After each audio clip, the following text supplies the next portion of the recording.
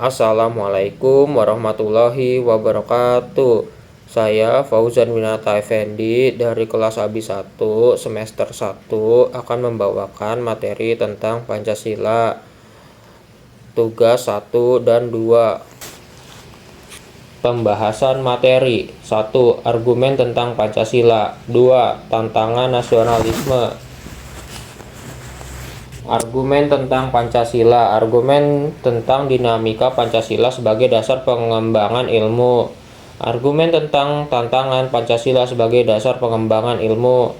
Contoh perkembangan iptek dalam kegiatan bisnis. Pancasila sebagai pengembangan ilmu pada faktanya belum dibicarakan secara eksplisit oleh para penyelenggara negara sejak masa Orde Baru hingga era reformasi. Pada umumnya, mereka hanya menyinggung antara pengembangan ilmu dan kemanusiaan.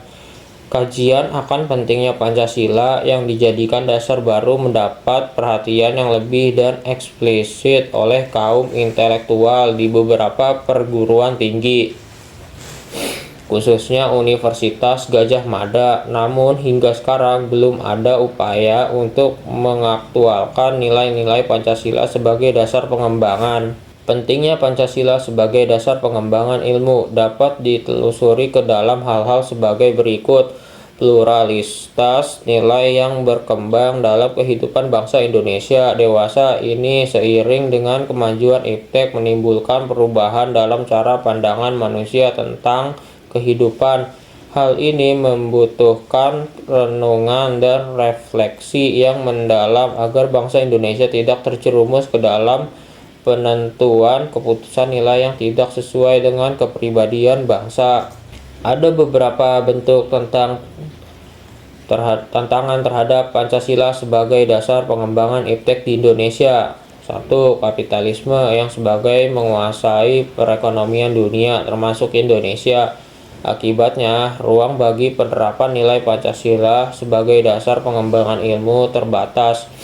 2. Globalisasi yang menyebabkan lemahnya daya saing bangsa Indonesia dalam mengembangkan iptek, sehingga Indonesia lebih berkedudukan sebagai konsumen daripada produsen dibandingkan dengan negara lain. 3. Konsumerisme menyebabkan negara Indonesia menjadi pasar bagi produk teknologi negara lain yang lebih maju ipteknya.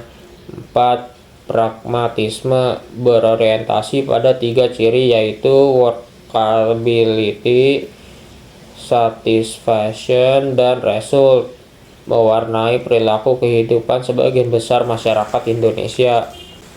Contoh perkembangan iptek dalam kegiatan bisnis. 1. E-commerce, toko online. Perusahaan e-commerce seperti Lazada, Bukalapak, dan Tokopedia menggunakan teknologi informasi untuk mengelola inventory, meningkatkan pelayanan pelanggan, dan meningkatkan penjualan melalui website dan aplikasi mobile.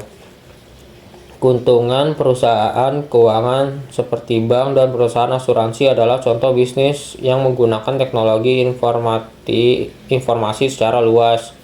Perusahaan keuangan menggunakan teknologi informasi untuk meningkatkan efisiensi dalam proses transaksi, meningkatkan kualitas pelayanan pelanggan, dan meningkatkan keamanan informasi.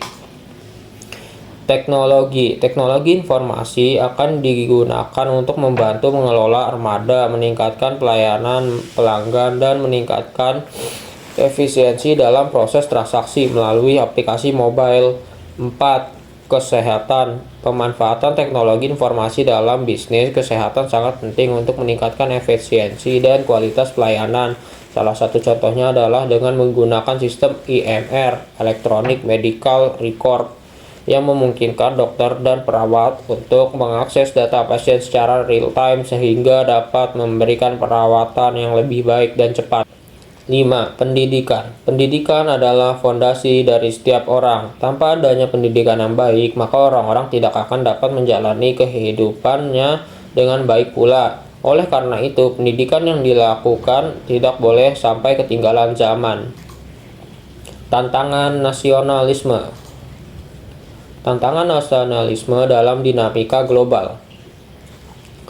Nasionalisme Indonesia masa kini sedang mengalami degradasi dengan meningkatnya konflik-konflik antar etnik, antar agama, dan fenomena disintegrasi bangsa lainnya. Nasionalisme dan kewarganegaraan. Rapuhnya spirit rasa kebangsaan Indonesia sebagai suatu bangsa yang telah dibangun semenjak pergerakan nasional nampaknya juga disebabkan oleh karena lemahnya visi kebangsaan dan adanya kekaburan mendasar dalam memandang keindonesiaan. Sementara itu, dalam tatanan kehidupan bernegara, kesadaran kewarganegaraan seolah-olah kurang mendapat tempat untuk tumbuh berkembang.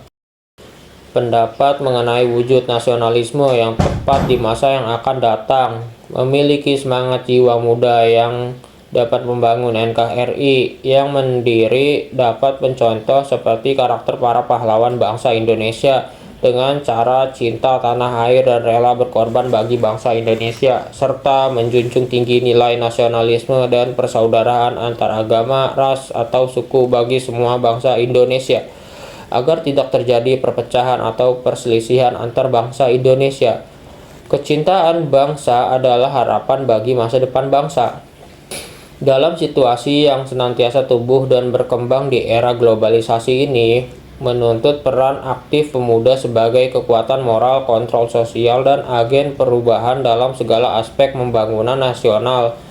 Selain itu, dalam pembangunan nasional, pemuda diharapkan mampu bertanggung jawab dalam menjaga Pancasila, keutuhan NKRI, dan memperkokoh persatuan dan kesatuan bangsa.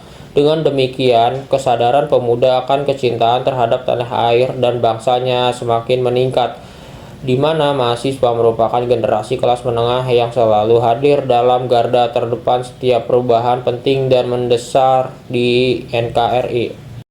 Sekian, terima kasih.